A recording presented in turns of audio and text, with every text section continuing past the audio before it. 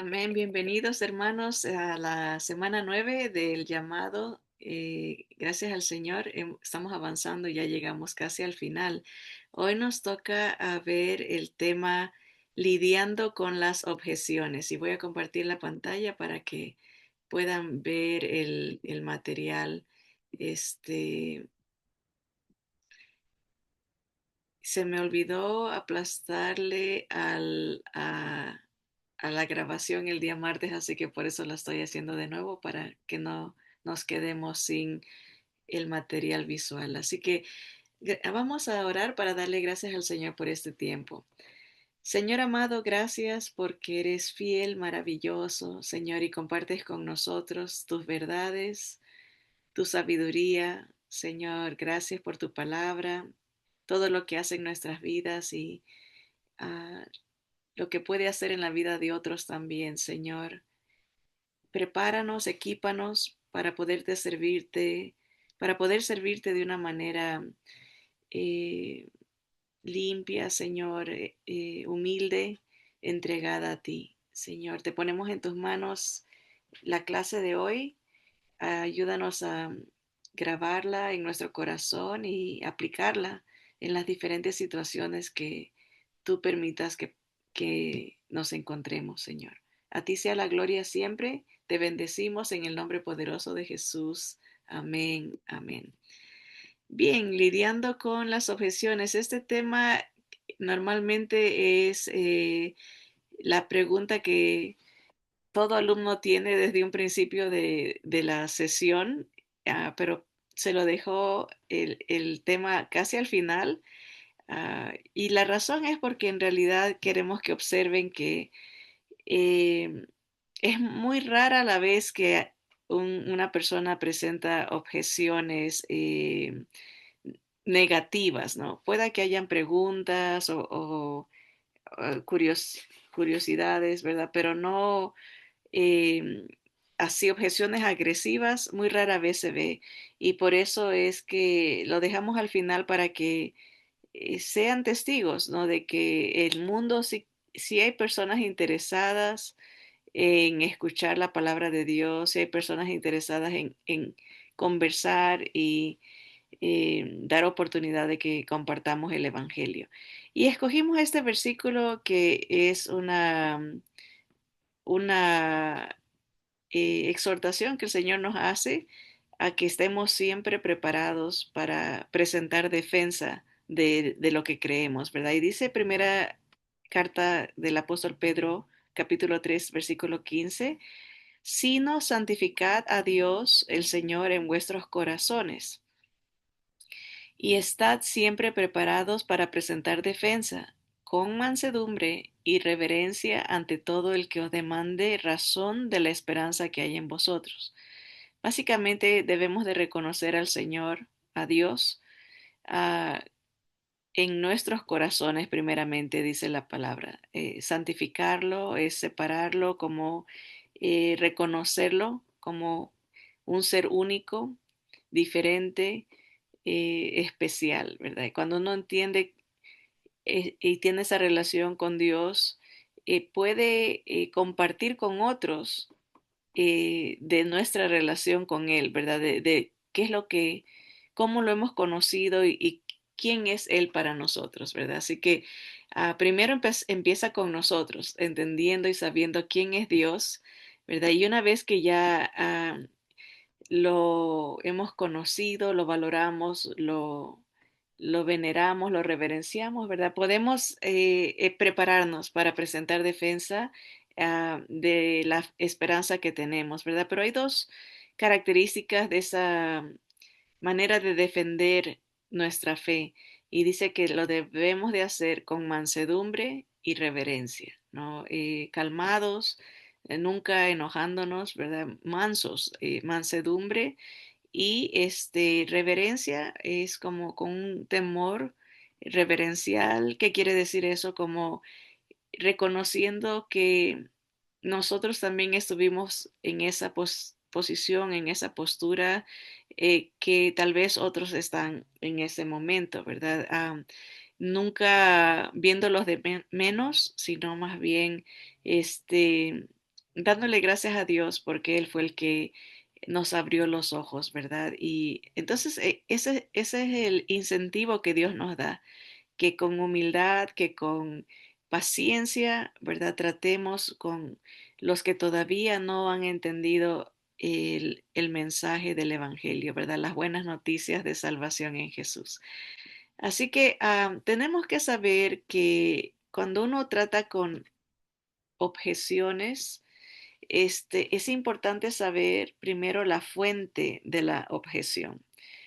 Número uno, ¿está el oyente genuinamente buscando la verdad? Las preguntas que haga o las objeciones que presenta es algo que está sinceramente la persona buscando o número dos, son cortinas de humo, le llamamos, o sea, distracciones que el demonio usa para prevenir la presentación del Evangelio. O sea, tenemos que ser sensibles y analizar si la objeción que se nos está presentando es algo sincero o simple y llanamente nos están tratando de sacar o distraer de la presentación, ¿verdad? Y tenemos que tener presente que como dice Juan, el Evangelio según San Juan capítulo 3 versículo 19 al 20, que esta es la condenación, dijo Jesús, le dijo a Nicodemo, le estaba explicando, ¿no? Que la luz vino al mundo y los hombres amaron más las tinieblas que la luz, porque sus obras eran malas.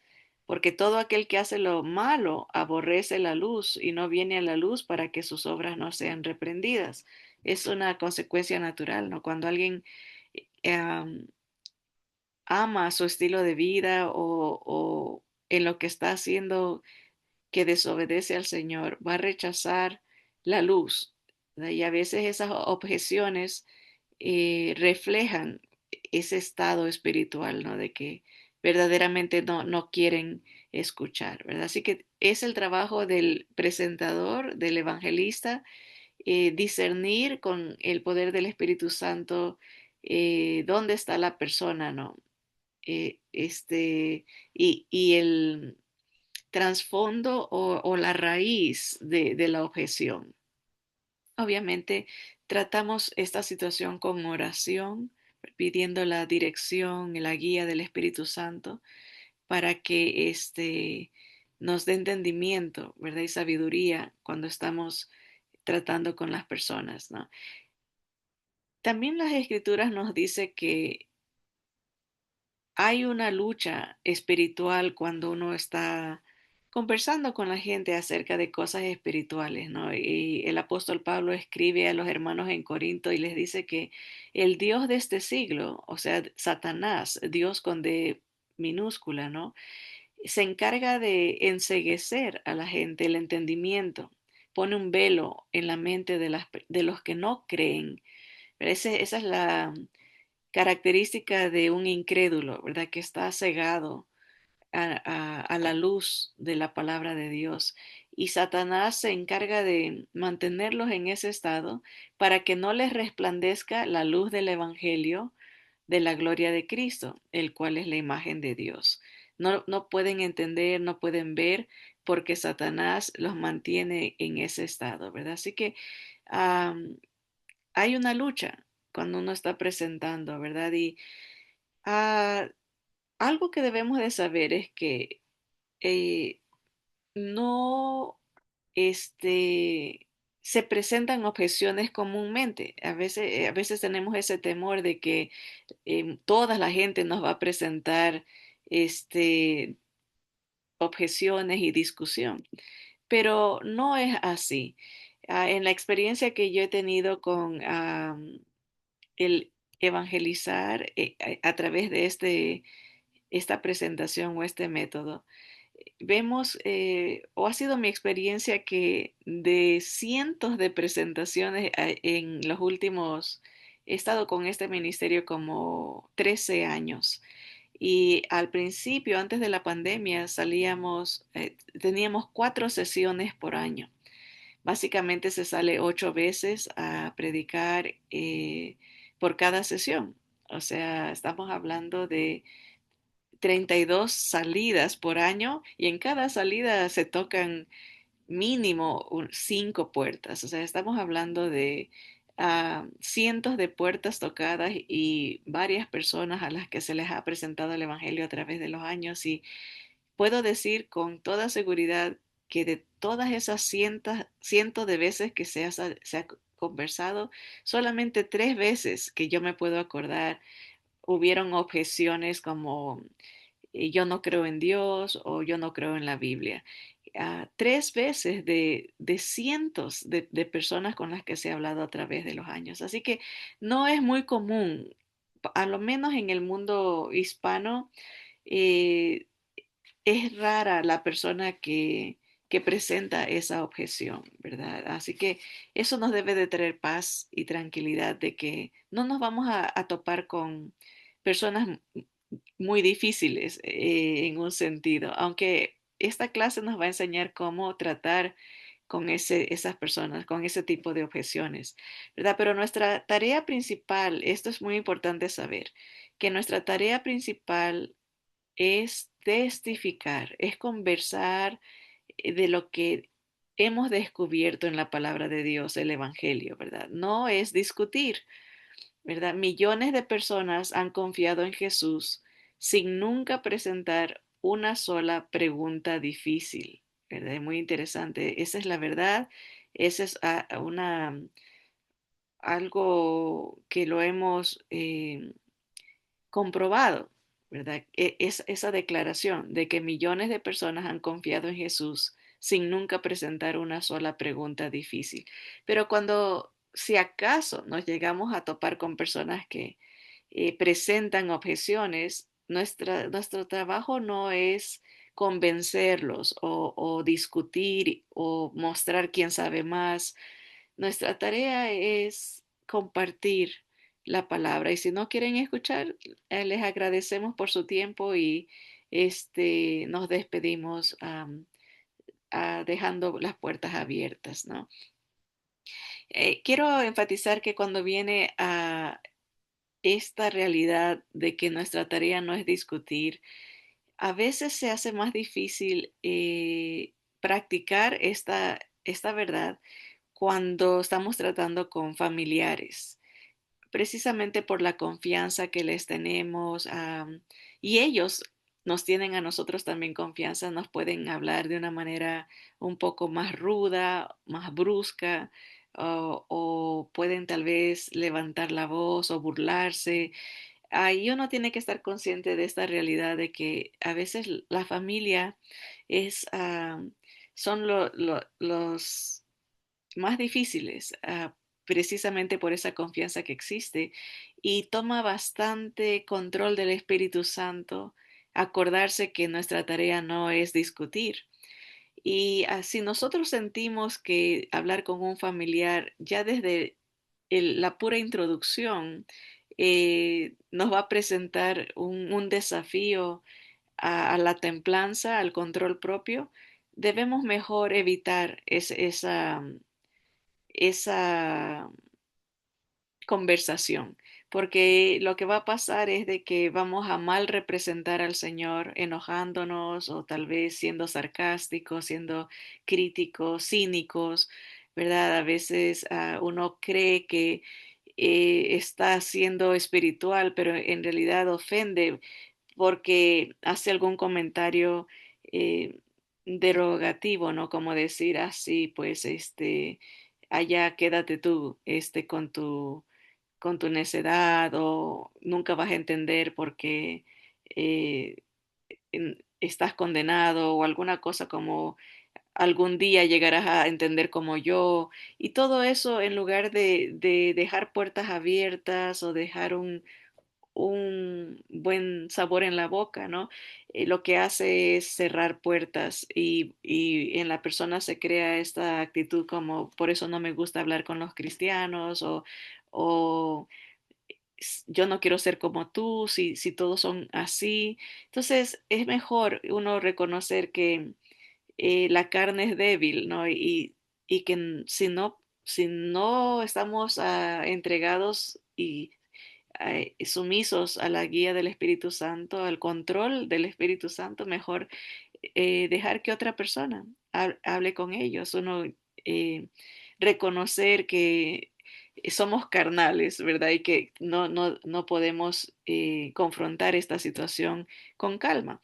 Entonces es una como una recomendación, ¿verdad? A veces los familiares saben nuestra debilidad y a veces topan temas o como que lo pican a uno, ¿verdad? Dicen eso, como que lo están eh, retando en un sentido y mejor orar o sonreírse y decir, bueno, o si uno está ya preparado espiritualmente para testificar sin discutir, adelante, ¿no? Esa es la meta, ¿no? De que uno llegue a estar preparado de tal manera bajo el control del Espíritu Santo que no nos afecte comentarios ofensivos o eh, alguna insinuación o ataque a nuestra persona, ¿verdad? Si podemos, gloria a Dios, ¿no? Esa es la meta de que lleguemos a vivir vidas eh, controladas por el Espíritu Santo, ¿no? Y si lo podemos hacer, qué bueno, ¿no? Es una oportunidad. Enfrentarse con familiares es una oportunidad de poner en práctica el vivir bajo el control del Espíritu Santo. Y pues siempre pensando eso, que nuestra meta no es discutir, sino um, testificar de Jesús, ¿verdad?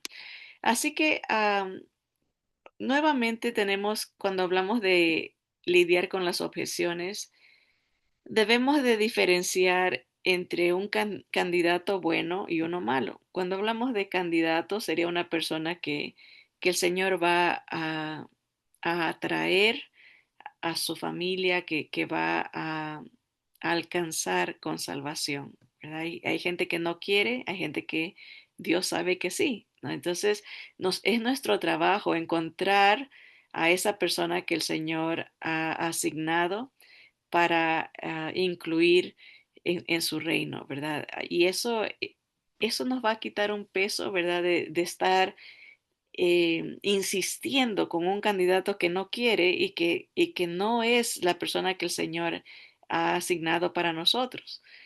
Debemos de encontrar a ese individuo. Y cuando uno percibe que con el que estamos no es, uno nomás le dice, bueno, gracias por su tiempo y pase buenas noches o buenas tardes, que Dios lo bendiga.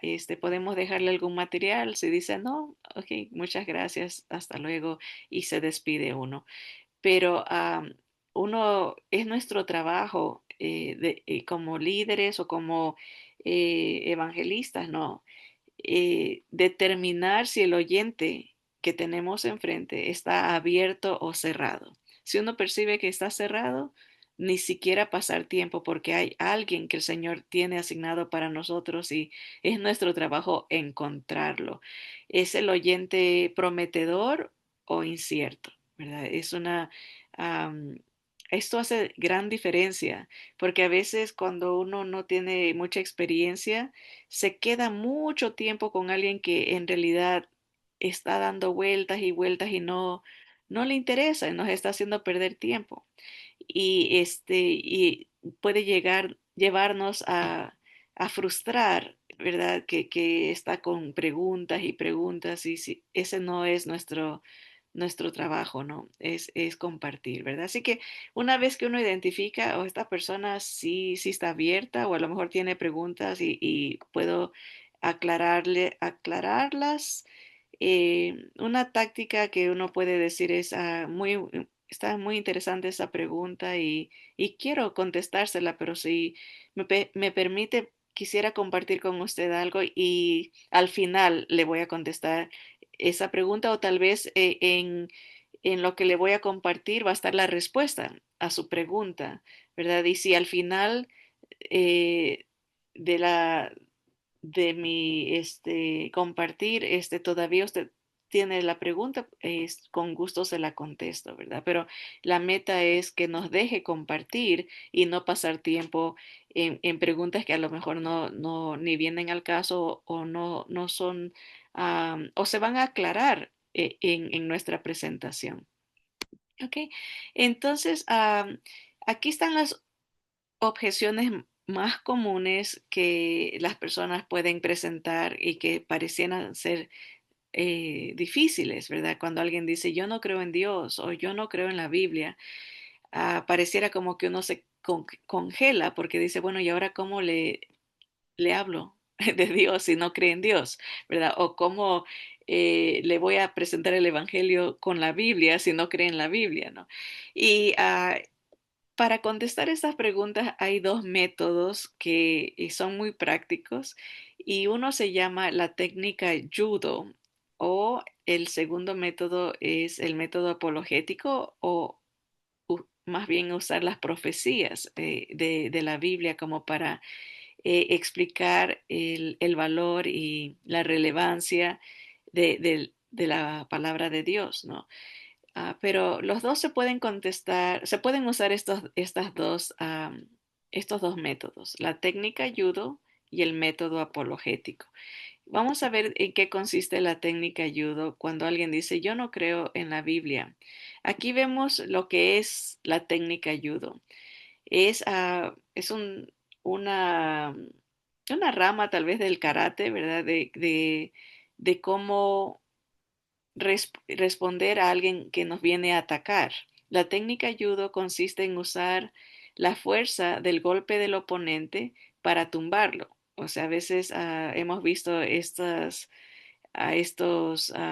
luchadores, ¿verdad? En las Olimpiadas o a lo mejor usted tiene algún hijo o una hija que ha tomado estas clases de defensa personal y es interesante ver que gente chiquita o delgadita, ¿verdad? Puede tumbar a un oponente mucho más alto, mucho más fuerte.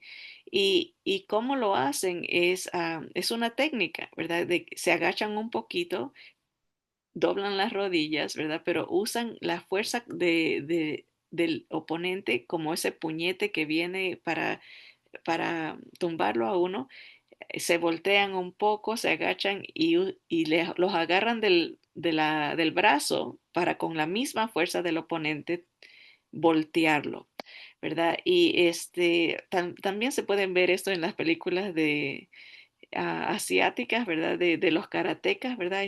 Unos chiquitos, ¿verdad? Y pueden tumbar a gente grandota, pero es, en sí es una práctica, una técnica no se necesita ser más fuerte que el oponente para ganarle. Y lo que vamos a usar en la conversación para voltear el argumento, voltear la agresión espiritual con la que nos están hablando. Es una agresión espiritual porque nos quieren tumbar, nos quieren paralizar, ¿verdad? Pero nosotros vamos a voltear el argumento y vamos a tumbar a nuestro contrincante espiritualmente hablando, ¿verdad? ¿Y cómo hacemos esto? Bueno, vamos a usar datos de la Biblia y vamos a usar el mensaje de la Biblia. ¿Qué es lo que la Biblia enseña o qué es lo que la Biblia dice acerca de la vida eterna? Entonces le vamos a decir al contrincante que nos dice eso, yo no creo en la Biblia. Normalmente, de los que me han dicho a mí de esas tres ocasiones de las cientos o casi ya miles de veces que se ha compartido la palabra, solamente tres veces, y de esas tres ah, solamente dos, tuvieron la actitud como decir, yo no creo en la Biblia porque eso es para gente ignorante, o yo no creo en la Biblia porque he alcanzado un nivel intelectual superior, como que se están elevando, ¿no? Como diciendo, los que creen en la Biblia son gente que se dejan convencer, se dejan lavar el cerebro, o sea, nos están ofendiendo en un sentido cuando tienen esa actitud, ¿verdad? Y uno va a voltear el argumento y les va a decir, no crees en la Biblia. Bueno, tienes que estar de acuerdo que la Biblia incuestionablemente es la obra literaria más importante de la historia de la humanidad, ¿verdad? Nadie cuestiona eso, que la Biblia es un libro superior en la manera de que, cómo fue escrita, ¿verdad? Los datos de la Biblia, por ejemplo, eh, la información que nos da se ha comprobado arqueológicamente, se puede hablar de eso, se puede hablar de el tipo de literatura, ¿no? Tiene poesía, tiene cantos, tiene información geográfica que data de miles de años atrás, ¿verdad?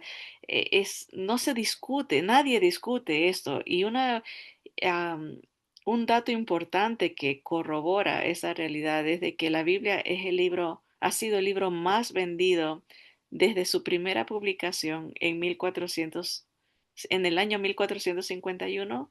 Este dato, nomás para informarles, cuando hicimos este PowerPoint, ¿verdad? Hace casi 13 años atrás, se habían vendido más de 6 billones de Biblias. Ahora con tanta tecnología hay gente que descarga las Biblias en sus teléfonos. Este número, y aunque somos solamente 7 billones de habitantes, ¿no? La venta de Biblias se ha traducido, es el libro que ha sido traducido en más idiomas. Ya ni siquiera se nos dice que es el número uno, porque eh, no, el mundo no le da relevancia o no le da ya importancia, porque siempre es el número uno. Entonces, prefieren usar otros títulos, ¿no? Así que uno puede decir, así que tú en verdad no crees en un libro que es único, que nadie discute, que fue escrito por muchos, eh, ah, se podría decir, escritores, ¿verdad? Es un autor, Dios es el autor de la Biblia, pero fue dictado a través de muchas edades, a través de muchos continentes y mantiene una, este, congruencia, ¿verdad? La Biblia no se contradice a pesar de que diferentes personajes la escribieron y de diferentes eh, estratos sociales, ¿verdad? Escriben reyes, escriben profetas, escriben gente pobre. Es un libro histórico, un libro poético, un libro profético, tanta información que nos da la Biblia, ¿no? Entonces le estamos haciendo sentir de que está rechazando un libro único, un libro especial, un libro que el mundo, hablando de la literatura, ¿no? Lo considera valioso, ¿no? Por otro lado, también podemos hacerle este comentario, ¿verdad? Cuando dice, yo no creo en la Biblia. Bueno, me, me gustaría hacerle una pregunta, ¿verdad? ¿Cuál cree usted que es el mensaje que la Biblia enseña acerca de cómo una persona puede obtener vida eterna e ir al cielo? Aunque ellos digan, no creo en la Biblia, ok, está bien. ah, pero déjeme preguntarle algo. ¿Cuál cree usted que es el mensaje que la Biblia da acerca de cómo se puede tener vida eterna? Bueno, pueda que diga, no, yo no creo en la vida eterna, no importa, pero ¿cuál cree usted que es el mensaje que la Biblia da acerca de cómo llegar al cielo? Y por lo general van a dar una respuesta de obras. Bueno, yo creo que la Biblia quiere que seamos buenas personas, que sirvamos al prójimo, ¿verdad? O que no cometamos pecados que la gente considera mayores, ¿verdad? Como matar, que no hay que adulterar. Van a usar algo de obras, como algo que nosotros tenemos que hacer. Entonces nosotros le vamos a contestar así. Bueno, eso era lo que me temía. Y podemos decirle el nombre, disculpe, ¿cómo se llama? Digamos, Juan. Eso era lo que me temía, Juan, que has rechazado la Biblia sin ni siquiera entender el mensaje que la Biblia da, ya que tu respuesta no solamente que es incorrecta, sino que también está opuesta a lo que la Biblia enseña. O sea, acá está una persona un tanto arrogante diciendo, o desprecia, ¿verdad? La palabra de Dios, dice, yo no creo en la Biblia. Ok, te crees mucho, ¿verdad? Pero lo vamos a voltear. Ahí está la técnica judo, que se lo tumba de su eh, eh, altura de orgullo, ¿verdad? Y se va a decir, bueno, estás rechazando la Biblia y ni siquiera sabes lo que la Biblia enseña. Estás rechazando la palabra de Dios sin ni siquiera entender el mensaje que la Biblia tiene acerca de cómo llegar al cielo, ¿verdad? Entonces, en un sentido, lo hemos tumbado en su intelecto, ¿verdad? En su arrogancia espiritual, le estamos diciendo, ¿cómo es posible que rechaces algo que no, ni siquiera sabes de qué es lo que enseña? No tiene lógica. Hablando intelectualmente, decir eso, yo no creo eso, o me cae mal eso, sin ni siquiera saber o haber leído. O sea que uno puede decirle, no sabes qué, que deduzco que no, ni siquiera la has leído, como por qué la rechazas, ¿verdad? Esa es la idea, ¿no? Así que la fuerza del golpe del oponente es usada para tumbarlo, ¿verdad? También le podemos decir esta otra cosa, ¿no crees en la Biblia, Juan? Bueno, ese es tu derecho y privilegio, ¿no? Dios no obliga a nadie, Dios no hace nada a la fuerza, ¿no? Tenemos el libre albedrío de escoger si la creemos o no. En verdad, eso nadie discute, ¿verdad? Pero la realidad es que si la Biblia es verdad, tendrá o tendrás que aceptar las consecuencias. La Biblia habla de que hay una sola manera de salvarse, una sola manera de llegar al cielo y y si la persona no ha entendido o no ha recibido esa manera, pues va a sufrir las consecuencias. Yo me acuerdo, hace poco hicimos un viaje al Capitolio, ¿verdad? Se estaba tratando am, un caso de una ley que iba a pasar y pues le dijimos a una familiar que si nos acompañaba, ella también quiso ir y para oponerse a esta ley. Y en el camino íbamos conversando y ella nos comentó que mi hermano, ella es cuñada de mi hermano, le había estado compartiendo mucho el evangelio a ella y ella se oponía y le decía esto, yo no creo en la Biblia o yo no creo en Dios, estaba un poco renuente, ¿verdad? Un poco difícil y que mi hermano seguía compartiendo con ella hasta que ya parece que él se cansó de estarle insistiendo, insistiendo y dice que él le dijo esto, ella nos estaba compartiendo que él le dijo, mira, si si Dios no existe y has venido a Él, ¿verdad? ¿En qué te afecta? Cuando llegues a morir, no pasa nada, porque no existe. Pero si Dios existe y su palabra es verdad, y tú no vienes a Él y lo has rechazado toda tu vida, y llega el día de tu muerte, vas a sufrir las consecuencias porque Dios sí existe. O sea, tienes mucho que perder. Y dice que eso, ella nos compartía que esa la paralizó, él así lo dejó. Si Dios es verdad, vas a sufrir las consecuencias de haberlo rechazado. Y si Él no existe, de nada te afecta. Entonces, ella en la noche se quedó pensando y dice que la siguiente vez que lo vio, le dijo, me hiciste pensar y yo sí quiero, yo sí quiero venir o aprender de él y escuchar más de él. Am, no quiero sufrir las consecuencias de mi error. Si estoy equivocada y Dios sí existe, yo no quiero am, descubrir ya muy tarde que yo estaba errada, ¿no? Así que fue muy efectivo y no creo que él aprendió esta táctica o sino que fue algo sincero que salió, el Señor lo guió a tratar con ella de esta manera y fue muy efectiva, ¿no? La tumbó de su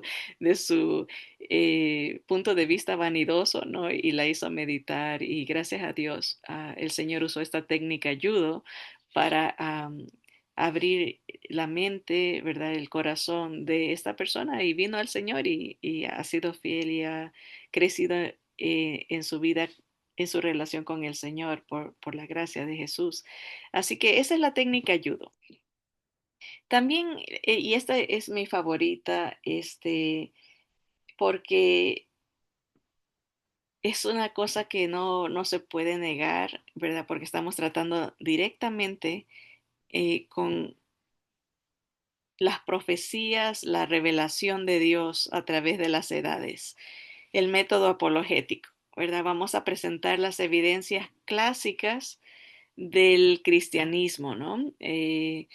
Y pues esto requiere mencionar cosas que se escribieron cientos de años y miles de años antes que el Señor Jesús nazca, que es algo tremendo, ¿verdad? Porque la palabra de Dios es la única, ah, el único libro religioso que tiene este tipo de evidencias, ¿verdad?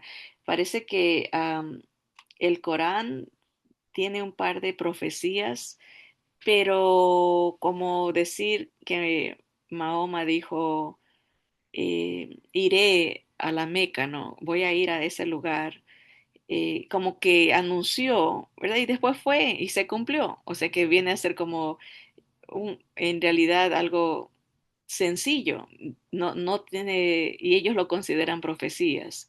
Pero la Biblia no es así. Cuando se daban profecías eran separadas por cientos de años. O sea, no era algo que yo mismo voy como que digo, eh, profetizo que me voy a ir a comer un burrito y después de unas horas voy y me como el burrito. Eso no tiene chiste, ¿verdad?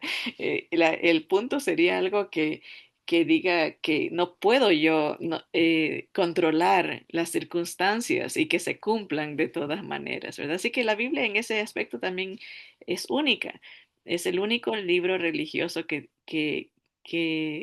tiene a cientos de profecías, ¿verdad? Y hablando solamente del Mesías, ¿verdad? De Jesús y el Salvador, la venida de Él, am, en lo que Él haría y todo eso, según los eruditos se calcula que hay por lo menos 333 profecías acerca de Cristo, del Mesías, en el Antiguo Testamento. Sí, muchas, muchísimas, muchos anuncios de dónde nacería, lo que él haría, ¿verdad? Que su ministerio, detalles, ¿verdad? Lo que él diría, cómo predicaría, este, cómo iba a morir, qué iba a pasar con él. Es mucho detalle de su vida personal y de su obra, ¿no?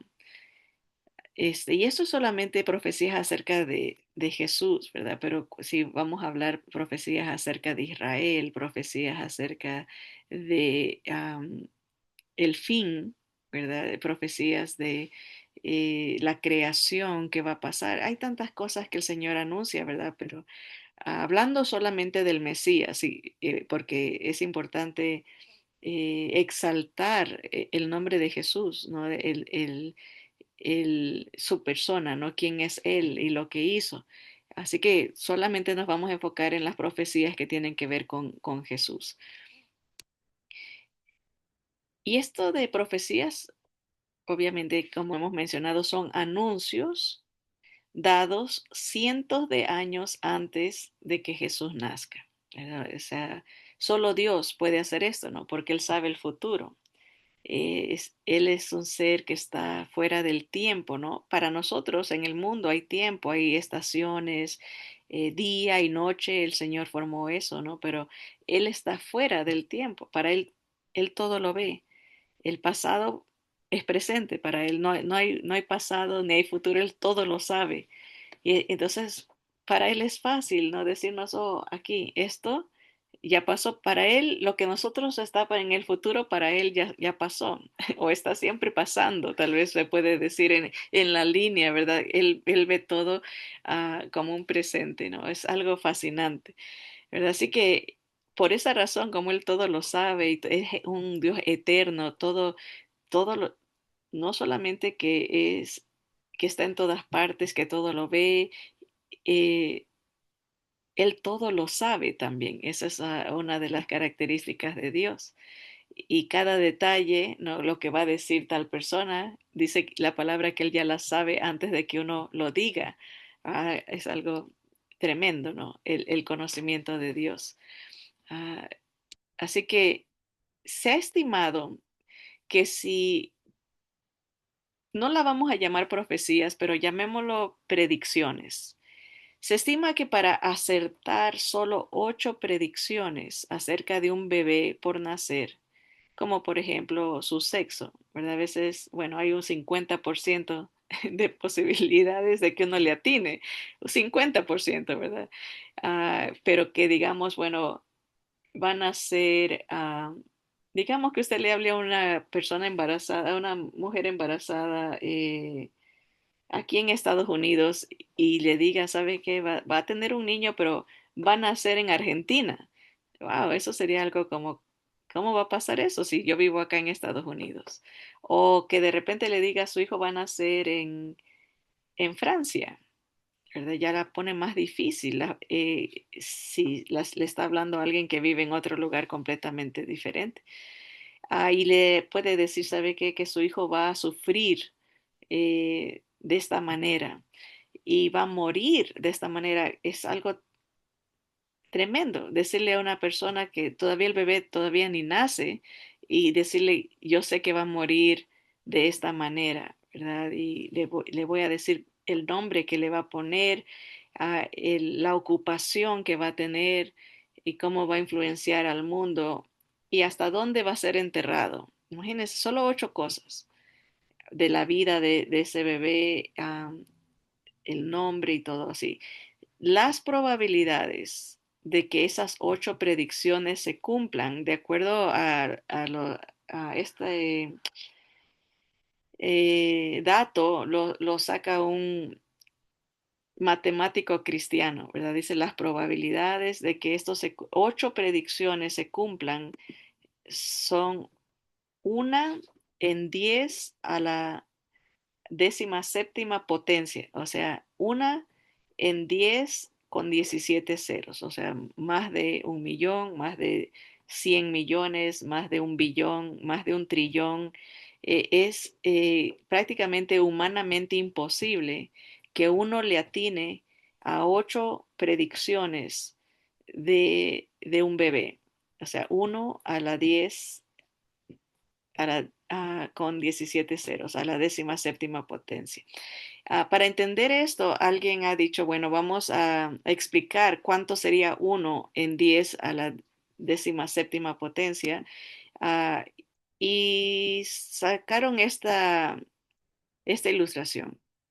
Dice, alguien sugirió una manera de ilustrar las probabilidades de que estas 8 predicciones se cumplan de la siguiente manera: cubra todo el estado de Texas con monedas de $1. O sea, esas son monedas grandes, ¿verdad? Y a Texas, nosotros estamos acá en California, ¿verdad? Y Texas es casi 2 Californias, o sea, es inmenso el territorio del estado de Texas, ¿verdad? Pero si lo cubrimos 2 pies de profundidad de monedas de $1, todo Texas, por todo llenísimo, ¿verdad?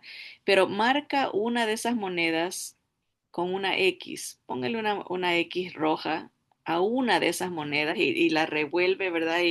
Y de ahí le venda los ojos a una persona y lo manda a que busque la moneda con la X, ¿verdad? Pero él puede caminar todo el tiempo que quiera, puede escarbar por donde quiera. Acuérdense que son 2 pies, todo el estado de Texas, ¿verdad? Y le instruye que escoja solo una moneda.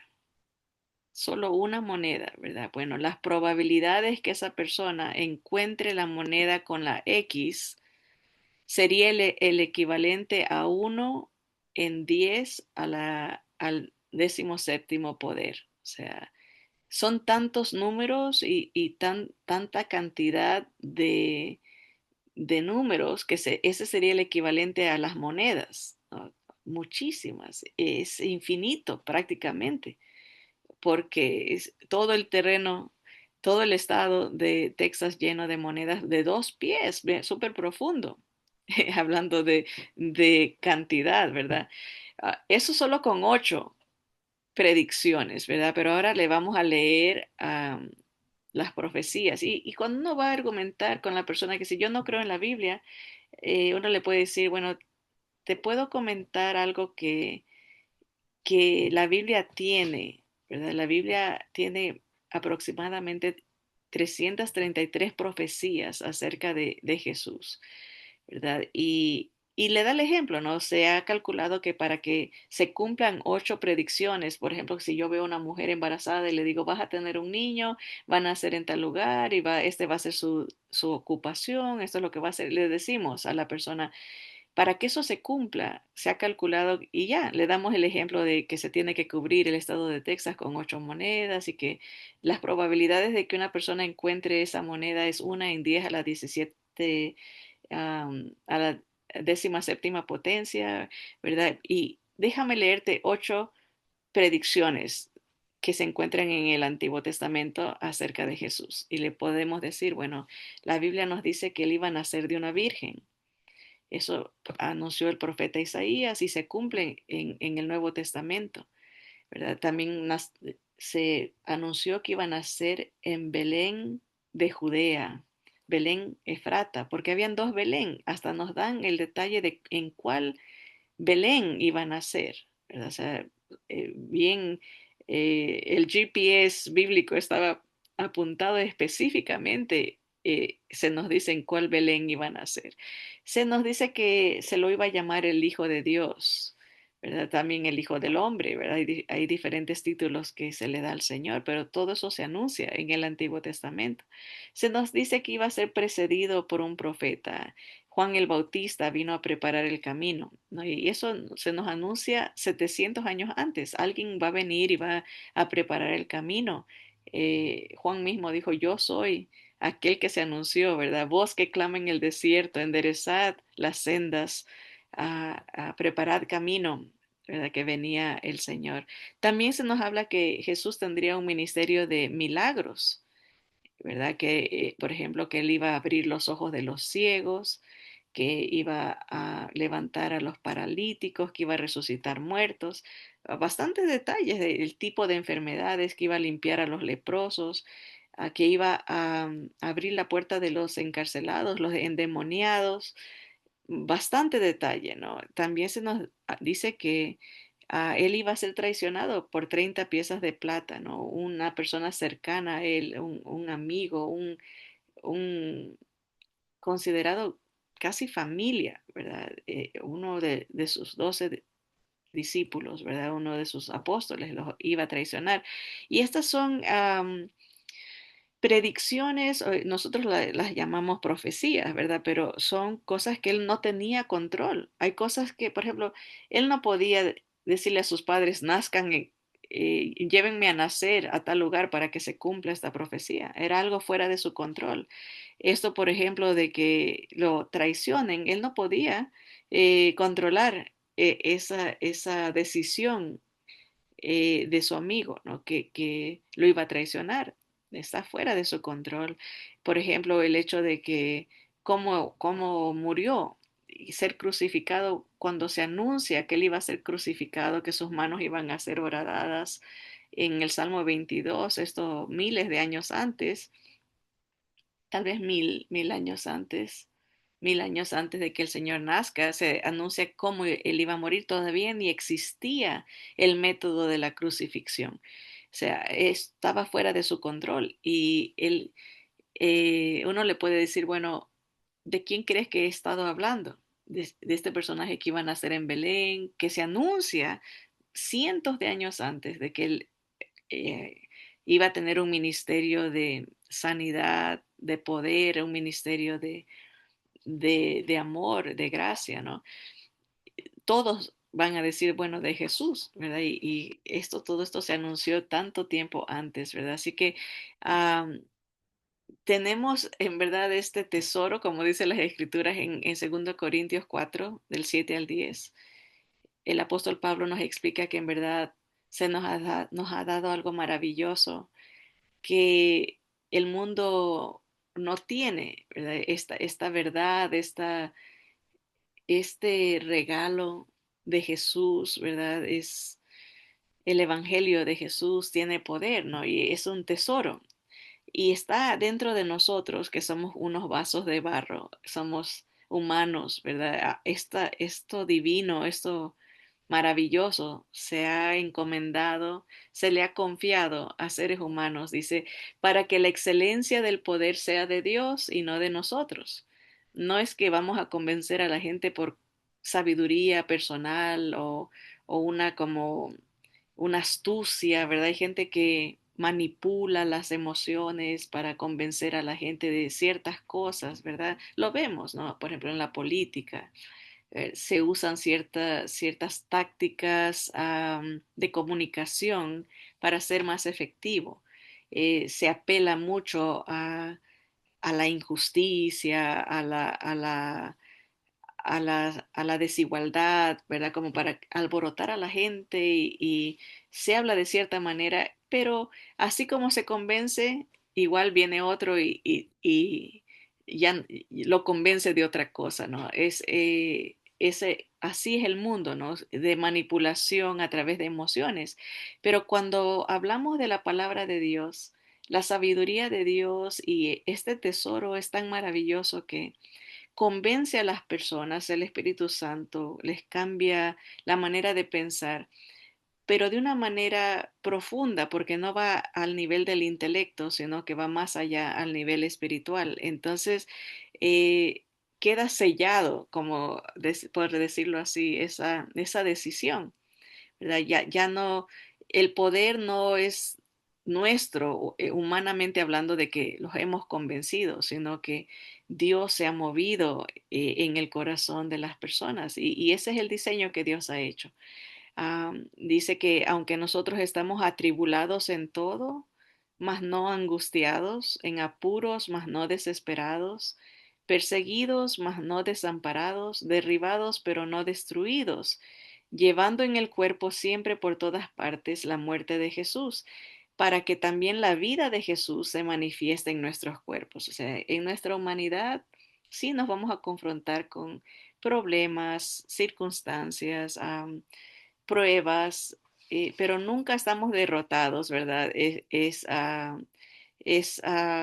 una realidad, ¿verdad? Que el poder de Dios en nosotros, cuando llevamos el Evangelio, sí podemos pasar por ciertas incomprensiones, ataques, ¿verdad? Pero como dice aquí, nos pueden aparentemente derribar, pero no nos destruyen, ¿verdad? A veces uno sale un poco decepcionado de la decisión de otros, ¿verdad? Pero por lo general va a salir súper bendecido y gozoso porque va a ver el poder de Dios actuando, cambiando a la gente, ¿no? Son raras las ocasiones que no hay victoria, porque no es acerca de nuestra sabiduría, sino que es acerca del poder de Dios. Así que en eso consiste cómo lidiar con las objeciones con estos dos métodos, ya sea la técnica judo o con el método apologético que tiene que ver con eh, la revelación de Dios a través de las edades, las profecías, ¿verdad? Así que vamos a contestar las guías de estudio. Esto está en el material de su carpeta, ¿verdad? Y vamos a ver qué, cuánto hemos retenido de la información que se ha dado. Y la primera pregunta es, ¿debieras de ofenderte grandemente cuando alguien tiene objeciones al Evangelio? Y la pregunta es, la respuesta es verdadera o falso. Y la respuesta es falso. No, no nos debemos de ofender. ah, Hay que dejarlo en las manos del Señor, ¿verdad? este, despedirnos con gracia, ¿verdad? Ahora, antes de despedirnos, porque si tienen objeciones, bueno, vamos a usar las técnicas, la técnica judo o la técnica el método de apologético, ¿verdad? Antes de despedirnos. O le podemos hacer el comentario, ¿verdad? Bueno, ese es su derecho, su privilegio, ¿verdad? Pero me permite hacerle una pregunta, ¿no? ¿Cuál cree usted que es el mensaje que la Biblia tiene acerca de la vida eterna? O sea, vamos a voltear el argumento, ¿no? Y decir, "Oh, eso era lo que me temía, ¿no? No solo que su respuesta es incorrecta, pero usted está rechazando la palabra de Dios sin ni siquiera entender el mensaje que tiene. Me permite compartir como yo sé que tengo vida eterna. Y ahí vamos directo a la introducción, ¿verdad? Am, si una persona es legítimamente honesta intelectualmente, va a querer saber, porque el que estudia, el que se prepara, le molesta tener la idea de que es ignorante en cierta área. O sea, quiere siempre prepararse, si es honesto intelectualmente. Si es una objeción de cortinas de humo para distraer y para no confrontarse con la verdad y la luz del Señor, se va a enojar y va a decir, no, yo no quiero saber y esto es lo que creo y punto, ¿verdad? Pero si es honesto, va a estar abierto. Así que no nos debemos de ofender, al contrario, debemos de buscarle la manera, identificar si el individuo verdaderamente es un buen candidato a escuchar y a aceptar la palabra. Número dos, el primer paso para lidiar con una objeción es la oración. Eso es verdadero, 100%. En todo aspecto de nuestra vida, eh, la oración nos ah, da victoria, ¿verdad? Porque nos conecta con el Espíritu del Señor a entender a las personas, a tener discernimiento, a romper fortalezas de argumentación que se levantan en contra de Cristo. La oración nos prepara a nosotros, primeramente, ¿verdad? Para estar susceptibles a la voluntad de Dios. ¿Nos quedamos conversando o nos vamos a buscar otra persona? Segundo, nos llena de amor y de humildad. Cuando uno le pide al Señor en oración, ¿verdad? Que nos guíe, que nos proteja, que Él abra puertas, que Él sea glorificado. ¿Verdad? La oración es súper importante y por eso como equipos siempre tenemos ese patrón, ¿no? Oramos antes de salir, oramos después de que se da la presentación, oramos por el individuo, le damos gracias al Señor. La oración está, los líderes oramos antes de que lleguen los alumnos, se ora con los compañeros de oración un día antes, a veces en la mañana de la salida, oración constante, ¿no? Tres, si alguien dice que no cree en la Biblia, no podemos compartir el Evangelio con ellos. La respuesta es falso. Son las personas que más, eh, ¿cuál es la palabra? Que como que más honor en un sentido porque uno depende de Dios en el sentido completo de la palabra, no porque nos está presentando una objeción. Entonces, ah, no nos apoyamos en nosotros, sino en el poder del Señor. Así que no que las personas que no ofrezcan objeción no sean valiosas ante el Señor, claro que sí, pero en el aspecto del nivel de intensidad con que a veces hay personas que son fácil, es sencilla, se presenta y como que fuera un fruto ya maduro, ¿verdad? Y se cae solito, ¿no? Entonces, ah, no requiere en un sentido eh, tanta lucha, ¿verdad? Siempre hay lucha espiritual, ¿verdad? Pero cuando una persona ya está lista, es, ah, es, es más, es como ese nacimiento, pensemos como cuando alguien nace, ¿verdad?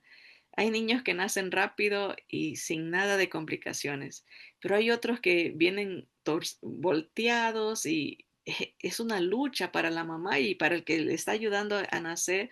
Se sufre porque eh, cuesta, pero nace, pero ha costado un poquito más. Y en ese sentido podemos ver a la gente que pone estas objeciones como un bebé que está atravesado y lo estamos ayudando a que llegue a poder nacer espiritualmente, ¿verdad? Así que sí, se puede compartir con alguien que tiene estas objeciones, ¿verdad? La declaración no creo en el cielo. Puede tratarse de la misma manera que respondemos a la declaración no creo en la Biblia.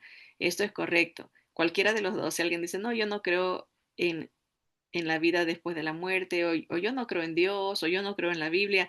Todo este tipo de objeciones se pueden tratar de la misma manera, con la técnica judo o con el método apologético de las profecías. Y 5 dice, si una persona dice que recibirá a Cristo después y no ahora, es mejor decirles que se tomen su tiempo, verdadero o falso.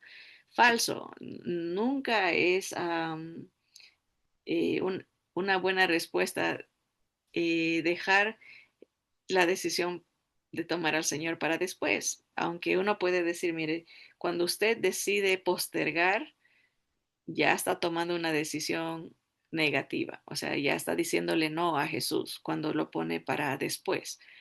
Y tenemos que enfatizar que nadie nos garantiza el mañana. Una persona puede decir, no, ahorita no, tal, mañana voy a pensarlo. Uno tiene que decirle, sabe que usted, cuando uno no recibe el regalo de la salvación, le está diciendo, ya está tomando una decisión, la decisión de rechazar, ¿verdad? Porque no hay término medio, ¿no? Como de decir, bueno, estoy casi cerca, o es sí o es no. Entonces, si dice que después es un no. ¿Verdad? Y ellos tienen que saber esa realidad. Ahí están las respuestas circuladas para que marquen y corrijan si acaso eh, tuvieron una respuesta diferente en su material. Así que hasta ahí las preguntas de estudio. Acabamos con la semana 9. Gracias hermanos por su fidelidad al Señor y a ese llamado, ¿no? De alcanzar y darle la luz de Cristo a los que más podamos. Así que nadie está exento, ¿verdad? Todos, el Señor nos enseña maneras de alcanzar a todos con la gracia de Dios. Así que vamos a orar. Señor, gracias, Padre, por tu palabra preciosa, tan bello eres, Señor. Te alabamos, eres grande, poderoso, misericordioso. Gracias, Señor, por tu amor para tu creación, para cada uno de nosotros y por la paciencia que tienes de esperarnos y buscarnos, lidiar con nuestras actitudes y nuestra soberbia. Señor, gracias porque te compadeciste, Señor, de cada uno de nosotros, Señor, y ayúdanos a tener ese mismo sentir, como dice tu palabra, que haya en nosotros ese mismo sentir que hubo en Cristo Jesús, que se humilló a sí mismo ah, y fue obediente. Señor, ayúdanos a ser obedientes y a compartir con los que más podamos tu gracia, Señor. Esto te lo rogamos en el nombre poderoso de Jesús. Amén y amén. Adelante con Cristo, mis hermanos. Nos vemos la próxima semana para la semana 10, última semana de esta sesión. Que Dios los bendiga.